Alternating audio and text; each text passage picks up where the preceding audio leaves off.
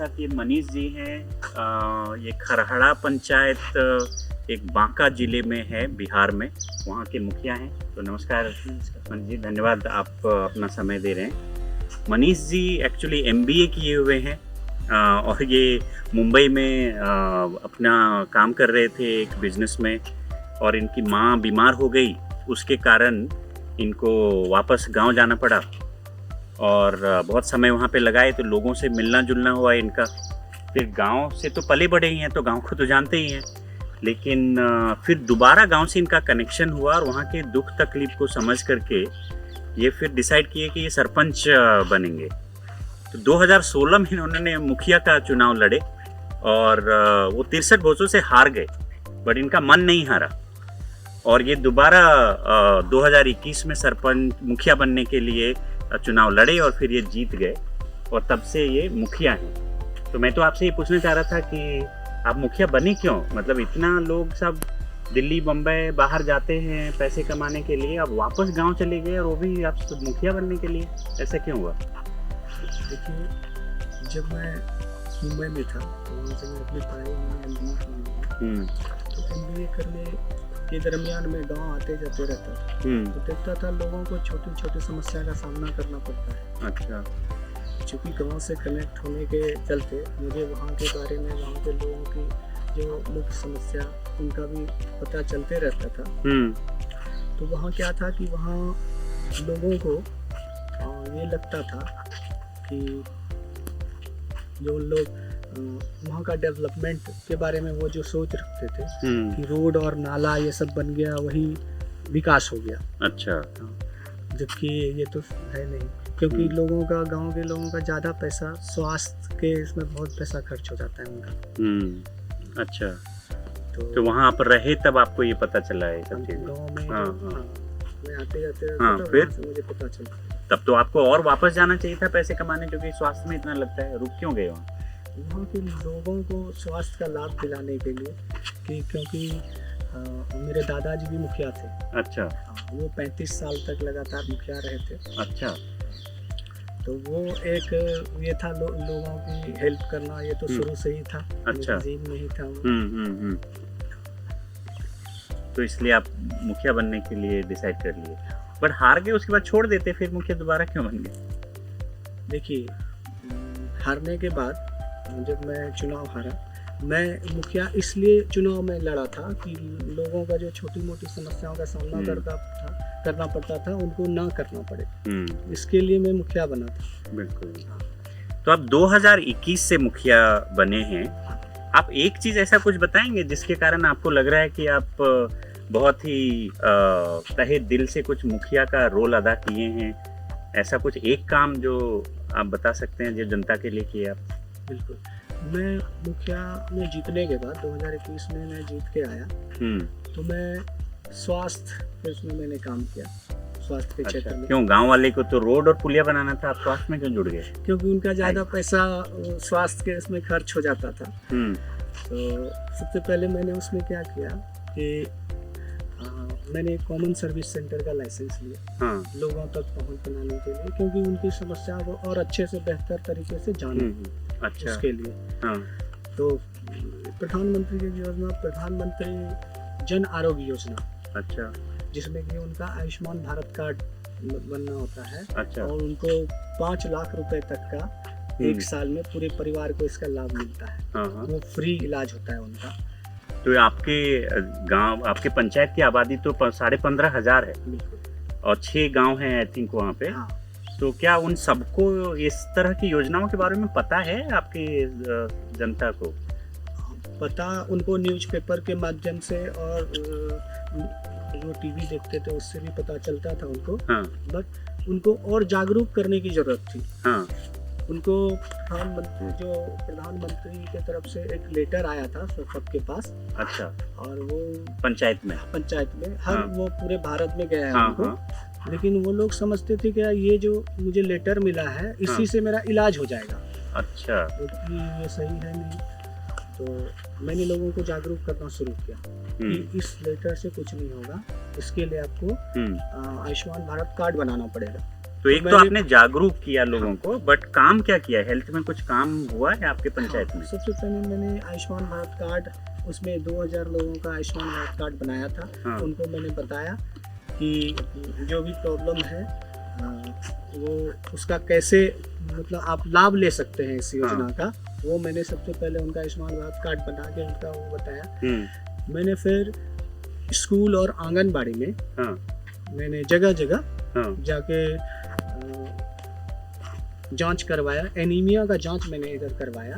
Anaemia का क्यों? ये कहाँ से पता चला आपको कि एनीमिया प्रॉब्लम है? क्योंकि मैं न्यूज में भी देखता था और मुझे जानकारी मिलती रहती थी कि ज़्यादातर समस्या अभी स्कूल में छोटे छोटे बच्चों को और महिलाओं को भी इसका एनीमिक पेशेंट बहुत होते जा रहे हैं। तो मैंने पहले सबसे पहले अपने पंचायत में इसका जांच करवाया और जांच करने से पता चला कि 40 to 50% महिलाएं और बच्चे बच्चियों को एनीमिक पेशेंट होते जा रहे हैं। आपके पंचायत में भी इतने परसेंट लोग हैं? मेरे पंचायत में भी। तो क्या कर रहे हैं आप उसके लिए?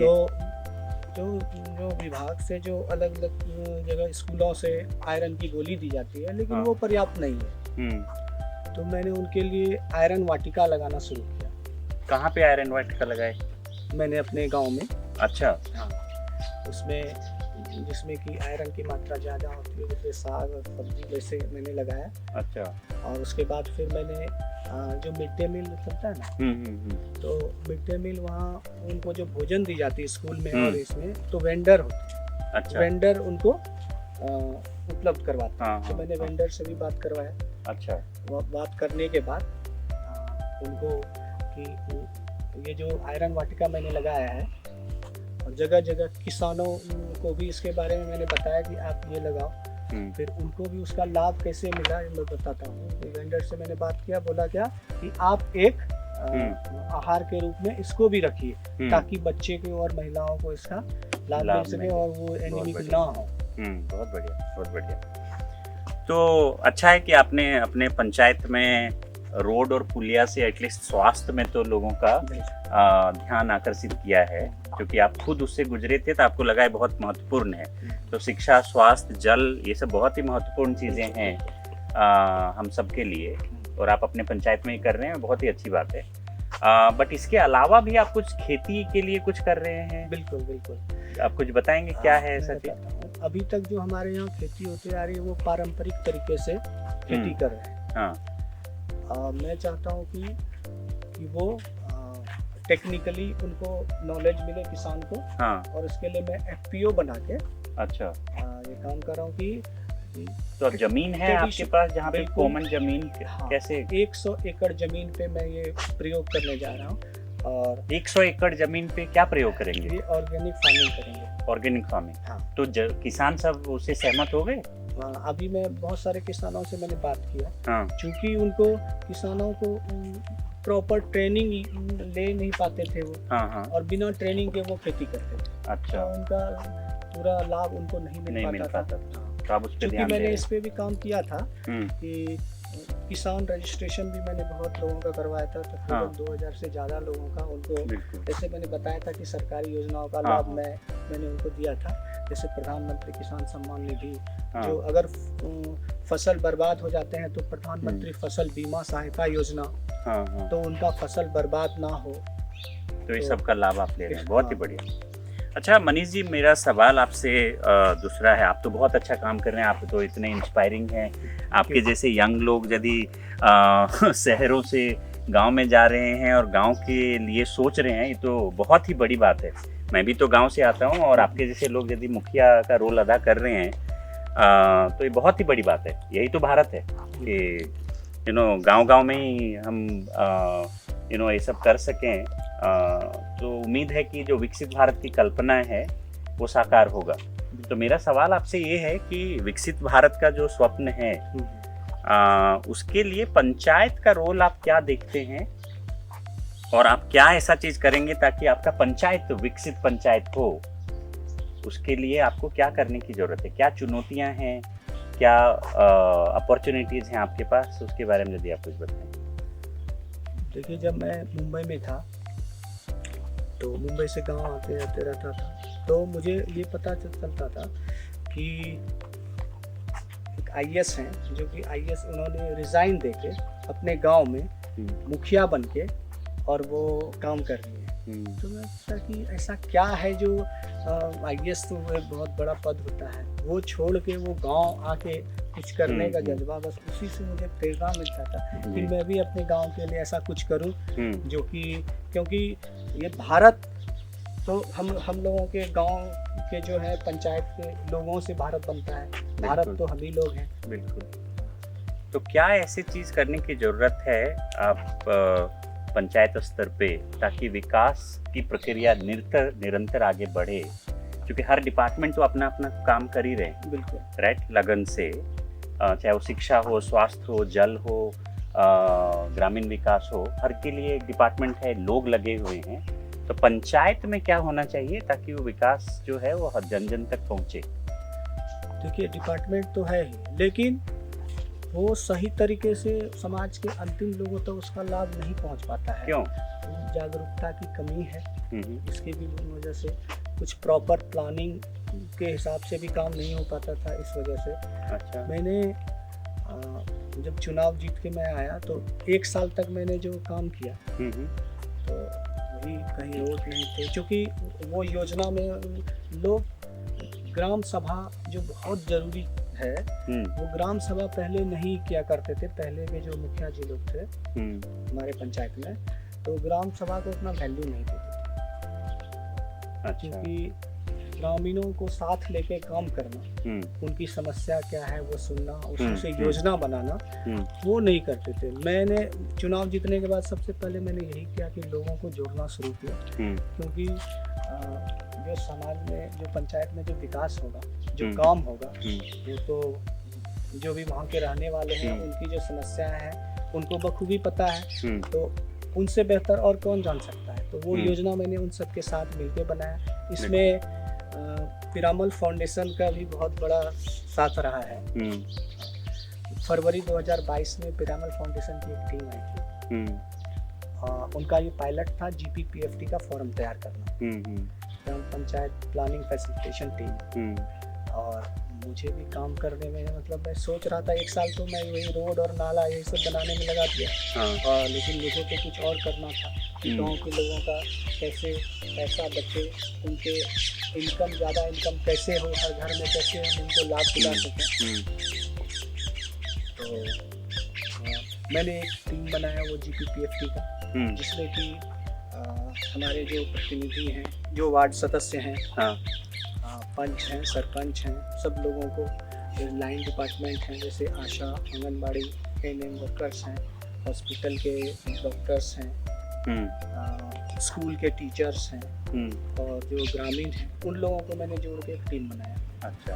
और उसका अच्छा खासा इफेक्ट मुझे दिखने को मिल रहा है कि जो मैं काम कर रहा हूँ लोग काफ़ी सराह रहे हैं उसे। बहुत बढ़िया। तो मैंने कई बार सुना है कि जो बहुत सारे डिपार्टमेंट हैं वो तो कार्य कर रहे हैं, बट पंचायत लेवल पे कैसे सारा डिपार्टमेंट एक साथ मिल करके लास्ट माइल कन्वर्जेंस, यदि मान लो पंचायत को हम लास्ट माइल बोले और आप जनप्रतिनिधि हैं, तो वो लास्ट माइल कन्वर्जेंस कैसे होगा, उसके बारे में आपका क्या राय है?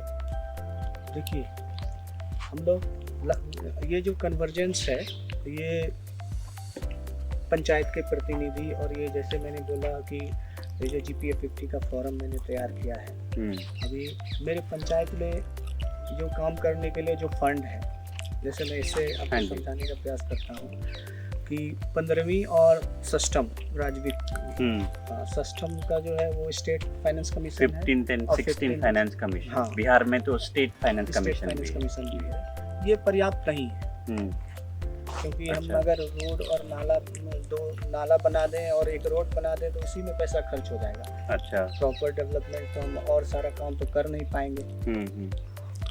तो और बहुत सारे ऐसे फंड हैं जो कि जिले में हैं, ब्लॉक में हैं, वो हमारे यहाँ तक पहुँच नहीं पाता है उतना प्रॉपर रूप से। तो ये कन्वर्जेंस जो होगा उसमें मुझे लगता है पंचायत तक वो पैसा पहुँचेगा और हम लोग बेहतर तरीके से उसको काम कर पाएंगे। अच्छा, तो आप कोई ऐसा, आप क्या जितने भी जो लास्ट माइल वर्कर हैं, चाहे वो आशा हो, आंगनवाड़ी हो, एएनएम हो, शिक्षक हो, रेवेन्यू डिपार्टमेंट से लोग हैं, रोजगार सेवक हैं, बहुत सारे लोग हैं। तो आपके पंचायत में जितने भी सेवक हैं, अलग अलग डिपार्टमेंट के होंगे, उनकी कोई मीटिंग आप करते हैं, कुछ बुलाते हैं सर? उसका रिव्यू मीटिंग हर महीने करते हैं। अच्छा, हर महीने हम उनका रिव्यू मीटिंग करते हैं। जो जीपीटीएफटी फॉरम मैंने हाँ, तैयार किया है, उसका हाँ। रिव्यू मीटिंग इसके लिए करते हैं। जैसे हम लोग स्वास्थ्य के इसमें काम कर रहे हैं, जैसे, तो उसमें बहुत सारे ऐसे हैं, जैसे फाइलेरिया का, हाँ। उसका जो टैबलेट वगैरह दिया जाता है, वो समाज के अंतिम लोगों तक पहुँचे, हर घर में उसका लाभ हो। बिल्कुल जैसे टीकाकरण हो, तो वो सभी लोगों तक पहुँचे जी, इसके लिए भी हम लोग मीटिंग जो करते हैं, कार्य कर रहे हैं। बिल्कुल, बहुत बहुत बढ़िया। आप कुछ बाकी सरपंच को बताना चाहेंगे, कुछ संदेश सरपंच को या डिपार्टमेंट के अधिकारी के लिए आपका क्या संदेश हो? और एक चीज़ बताना चाहूँगा हाँ कि अभी जो हम लोगों को सस्टेनेबल डेवलपमेंट गोल को अचीव करना है, हाँ जी, अभी उसमें 17 SDG हैं, उसको लोकल सस्टेनेबल डेवलपमेंट, उसको लोकलाइजेशन किया गया 9 थीम में जी। तो उन 9 थीमों में काम तो हमें अपनी पंचायत में 9 थीम पे भी काम करना है, लेकिन उसमें 2 अक्टूबर हर 2 अक्टूबर को ग्राम सभा हम लोग आयोजित करते हैं। उसमें हम लोग ये संकल्प लेते हैं कि इन थीमों पर मुझे काम करना है। काम तो सभी तो इस बार आपने कुछ संकल्प लिया 2 अक्टूबर को? बिल्कुल बिल्कुल, इस बार मैंने संकल्प लिया है कि हेल्दी विलेज, अपना गांव जो है हम स्वस्थ गांव बनाएं, स्वस्थ पंचायत बनाएं, क्योंकि मन स्वस्थ हो, तन स्वस्थ हो और धन से स्वस्थ हो, तभी हमारा पंचायत जो है और लोग स्वस्थ रहेंगे तो भारत के विकसित भारत बनने की राह पे चलेगा। बहुत बढ़िया, धन्यवाद Manish ji, thank you so much.